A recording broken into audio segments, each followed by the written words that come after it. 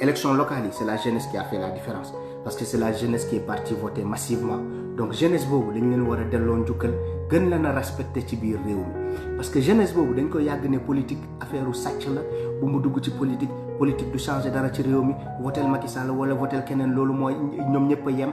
discours fen boobu moo war a jeex ci réew mi loolu lañ ñu yàgg wax depuis plus de 70 ans ne leen seen vote bi du changer dara ñi ay sàcc lañu ñoom ñëpp a yem politiciens yi ñëpp benn lañ discours fen boobu noonu ñu doon dugal suñu bopp pap yi ñun kenn dootul dugal ci loolu suñu bopp parce que gis nañ ne bu ñu demee voter majoritairement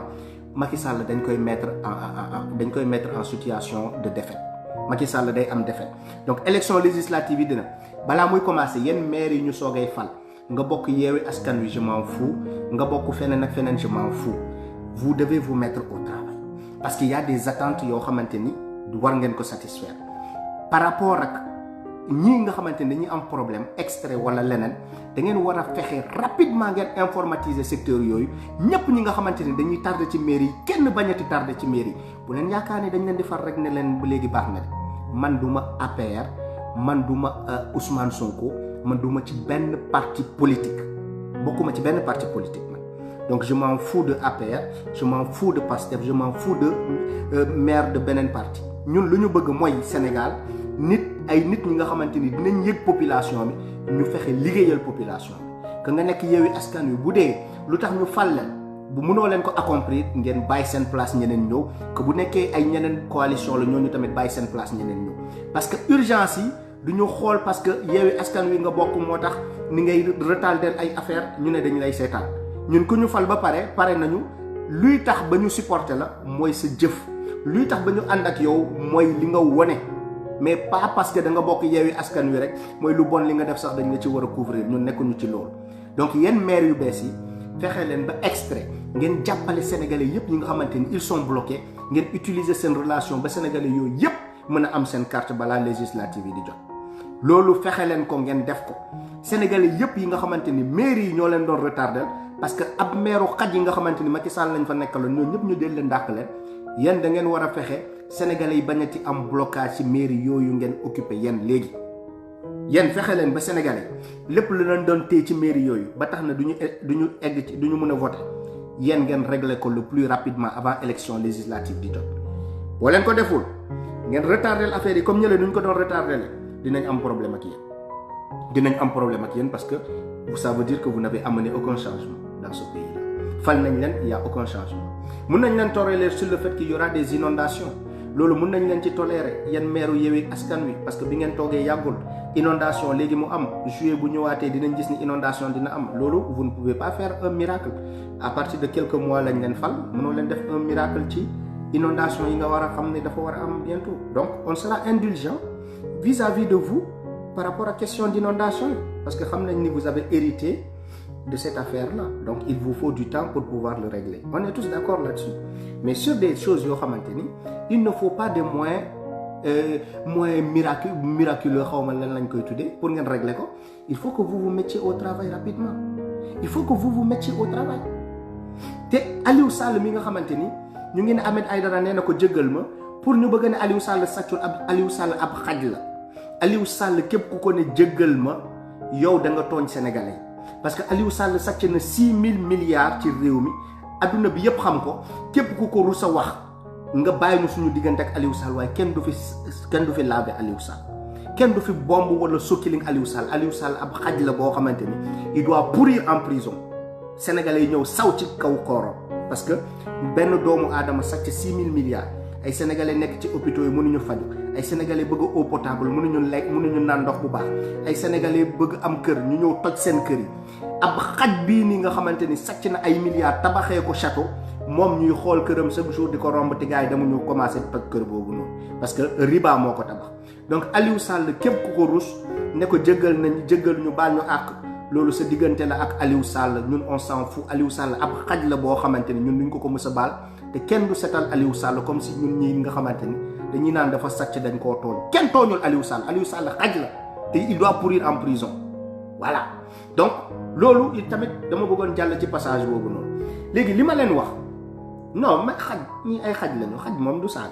parce que ay xaj lañ amal affaire parce que ki nga xamante ni il est capable de voler 6 000 milliards kooku xaj la kooku jarul ngay uti beneen qualificatif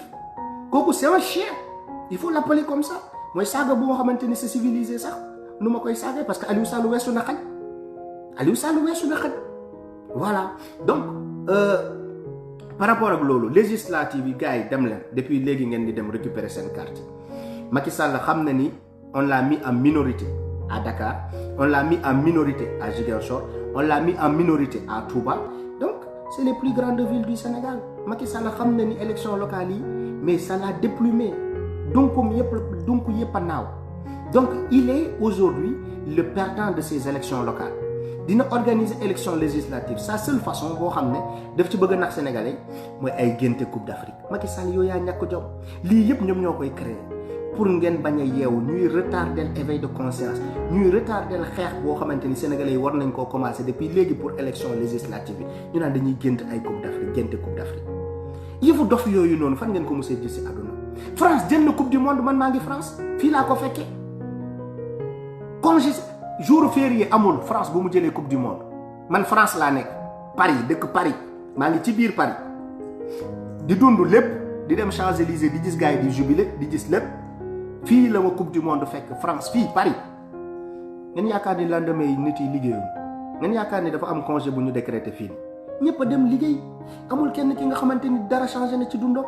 yéen Sénégalais yi la ñuy nax di leen dugal ci yëfu dof ngeen di naan coupe d'Afrique dañ koy génte France fii la jël coupe du monde Sénégal kon bu jëlee coupe du monde une semaine ngeen di décréter congé un pays pauvre et très endetté ngay décréter congé les gens ont des papiers à régler dans l'administration certains doivent voyager certains doivent aller à l'hôpital tu fais traîner tout cela parce que simplement il y a une coupe d'Afrique mais il faut que Sénégalais yi xam ni ñun ñii luñ ñu teg parce que dañu jàppeewul ay nit ñun tamit ñuy ànd di doxu comme ñi dul nit parce que xamoo leen ku jour férié boo xamante ni da nga ko décréter nii jour férié nga décréter ko nii imaginez leen jour boobu am na kenn ku soxla woon autorisation de sortir du territoire parce que visa am génn na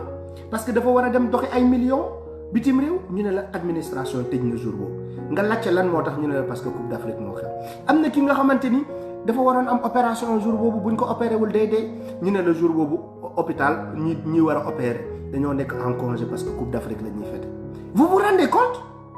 nit ñi bu ñu leen di wax bu ñuy wax ak xel nit ñi di naan non bu leen ñu yàqal suñu victoire da ngeen soxor da ngeen bañ Sénégal yéen doo leen ay sénégalais parce que ñun fu ñuy xalaatee moo gën a kawe fuuf yéen ci yëfu dof yi ngeen nekk ba léegi parce que les gens pensent ñun ñu ngi dans le futur on est très très loin dans la pensée on est très très loin au niveau imagination wala en réalité lu ñuy dund ñun fii nii ñu nekk ñi di nekk ci diaspora bi lu ñuy dund ñoom lu ñuy dund seen xel bi fu mu nekk mais si ça dépassé de loin Sénégalais yi lu ñuy xalaat tous les jours donc il faut ngeen xam ne Coupe d'Afrique boobu lu mu décréter jour férié yëfu dof la c'est un crime il a commis un crime jour férié boobu kenn war woon fecc jour férié boobu c'est un jour qui va retarder encore plus le Sénégal c'est un jour boo xamante ni duñ ko rattraper dans l'année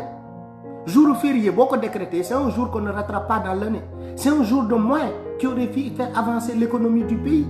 il faut ngeen xam ne ñun ban dimension la ñuy waxee ñun di def seen live bu dof yi di dul di kii di naan ñun la ñuy diaboliser mais ñun bu ñuy wax ak yéen on excite les neurones dañuy bëgg nit ñi di réfléchir dem au-delà de li nga xamante ni c'est juste parler pour parler il a retardé le Sénégal d'un jour de plus ce jour-là duñ ko rattraper dans le calendrier annuel c'est un jour nul pour l'histoire du Sénégal naan congé payé gars yëpp di kontaan parce que nit ñi bëgguñu sax liggéey Sénégal comment vous voulez qu'on développe un pays sans travail vous êtes content parce que décrété nañ congé payé parce que décrété nañ jour férié mais les pays avancent grâce au travail les pays avancent parce que chaque jour est un jour de plus chaque jour est une opportunité il faut ngeen xam yooyu donc yëfu dof yi nekkee ak Coupe d'Afrique bi man bañuma Lions yi am Coupe d'Afrique c'est notre fierté à nous tous mais il y a des choses yoo xamante ni c'est prioritaire par rapport à fêter une Coupe d'Afrique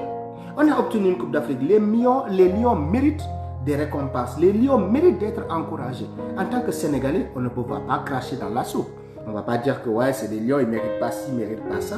ils ont fait un exploit qui est extraordinaire que nous félicitons tous. Ils ont fait quelque chose qui est rentré dans l'histoire du pays. On est tous d'accord. Par contre, quant à endormir les esprits, parce que simplement, il y a une Coupe d'Afrique, alors ça, non. C'est ça que je dis non. Bon, non, nous ne le non, c'est parce que dans le Sénégalais, dans le Sénégalais, qu'est-ce que ça a à voir? Ils ont mérité, mais après, allons au travail. Il y a des priorités.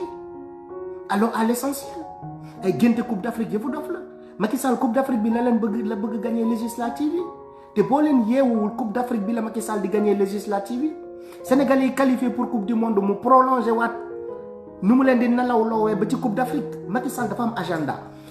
Jéem na lamb bi doxul. Sénégalais dem nañ ci stade yi dam chaise yi yépp. Mu ne Sénégalais yi dañ ma méré té buñ démé ci stade yi dañuy dam chaise yi dañuy mer dañuy woné ni voilà comprendre nañ ni bëre bi c'est pour endormir leen. Donc essayé nako ci bëre bi doxul. Essayé nako ci concert ñom Wally Seck yu mu jël yóbbu leen ay concert Ziguinchor ak Fouta ak xawma fan ak fan pour ñu dem nax population pour ñu faral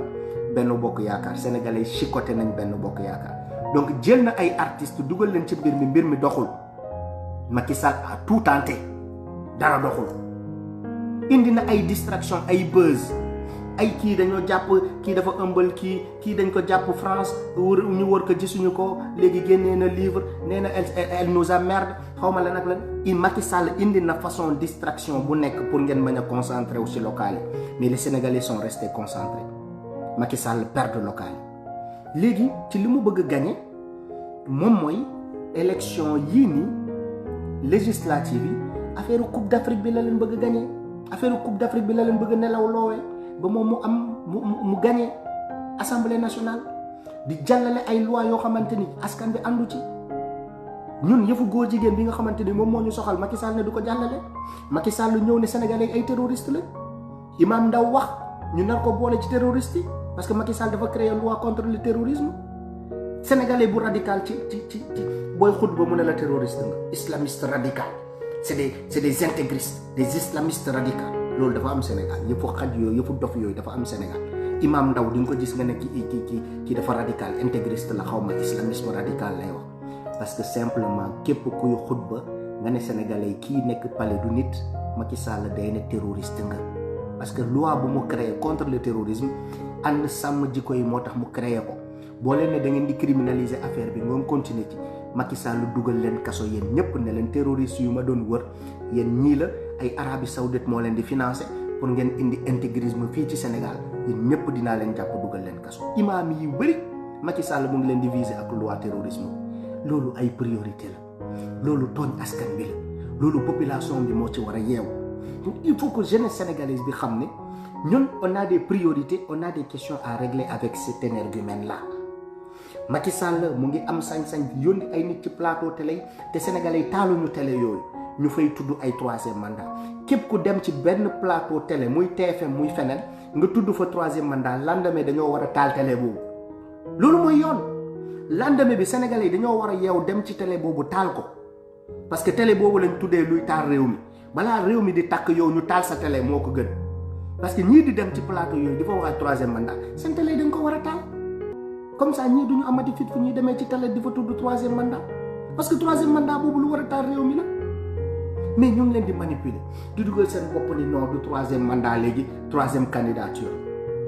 xaj boo xamante ni luñ ko fay yëpp ak Macky Sall avantage privilège yëpp yuñ ko joxoon ci premier mandat bi privilège yooyu yëpp nañu ko rembourser bu dee nekkuloon mandat privilège yooyu bu dee du troisième mandat Macky Sall lépp luñ ko defal privilège premier mandat ak lépp luñ ko fay ak lépp luñ ko jox comme avantage budget fonctionnement palais ak lépp Macky Sall nañu ko rembourser bu dee loolu nekkuloon mandat il n'a qu'à nous rembourser tout ça Macky Sall dof la jàppee Sénégalais mais ñun ñoo ko gën a yeew fuuf nañu rembourser loolu bu dee loolu nekkuloon mandat nañu rembourser lépp lu ñu dépensé ci moom ci premier mandat boobu dof la ñu jàppee ministre yi lu ñu leen fay premier mandat nañ ñu ko rembourser député yi lu ñu leen fay premier mandat nañ ñu ko rembourser bu dee loolu yëpp nekkuloon mandat nañ ñu ko rembourser ko